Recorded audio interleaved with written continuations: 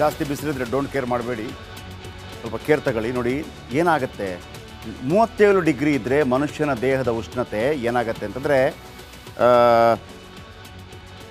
ಸಾಮಾನ್ಯ ಇದು. ಇನ್ನು 38 ಡಿಗ್ರಿ ಆದರೆ ಬಿಸಿ ಅನುಭವ ಆಗುತ್ತೆ, ಬೆವರು ಬರುತ್ತೆ, ಬಾಯಾರಿಕೆ ಬರುತ್ತೆ 38 ಡಿಗ್ರಿ ಆದರೆ. ಆ್ಯಂಡ್ ನೆಕ್ಸ್ಟ್ 39 ಡಿಗ್ರಿ ಆದರೆ ಹೃದಯ ಬಡಿತ ಜಾಸ್ತಿ ಆಗುತ್ತೆ, ಉಸಿರಾಟ ಸಮಸ್ಯೆ ಉಂಟಾಗುತ್ತೆ. ನೋಡಿ ಇಷ್ಟೇ.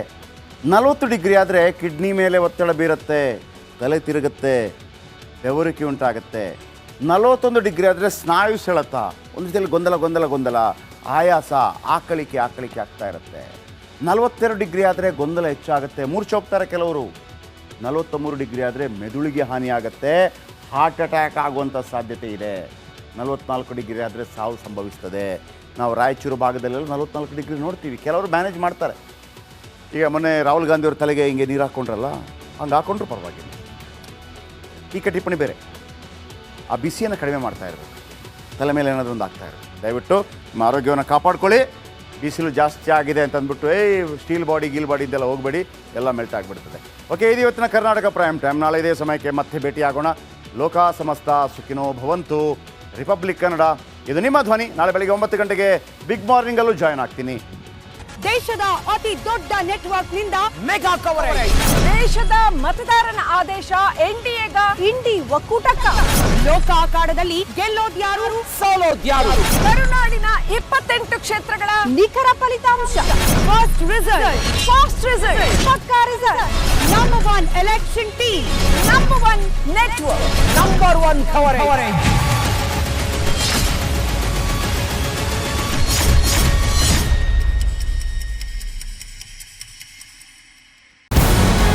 ನಮಸ್ಕಾರ, ಕರ್ನಾಟಕ ಪ್ರೈಮ್ ಟೈಮ್ಗೆ ಸ್ವಾಗತ. ನಾನು Jayaprakash Shetty.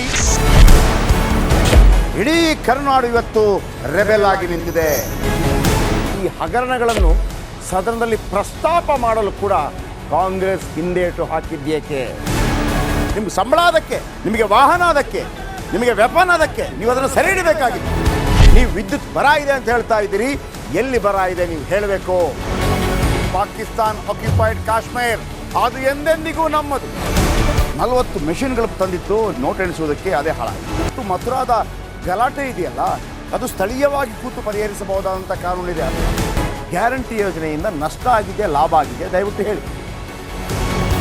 Dawood Ibrahim most wanted criminal ಯಾವಾಗಾದ ಅಂದರೆ ಇಲ್ಲಿ ತನಕ ಭಾರತ ದೇಶದಲ್ಲಿ ಓರ್ವ ದಲಿತ ಪ್ರಧಾನಿಯಾದಂಥ ಇತಿಹಾಸವೇ ಇಲ್ಲ. ರಿಪಬ್ಲಿಕ್ ವರ್ಲ್ಡ್ ಆಪ್ ಇದು ಕೇವಲ ಅಪ್ಲಿಕೇಶನ್ ಅಲ್ಲ, ಸಮಗ್ರ ಸುದ್ದಿಗಳ ಸಂಪರ್ಕ ಮಾರ್ಗಕ್ಕೆ ಕ್ರಾಂತಿಕಾರಿ ಬದಲಾವಣೆ.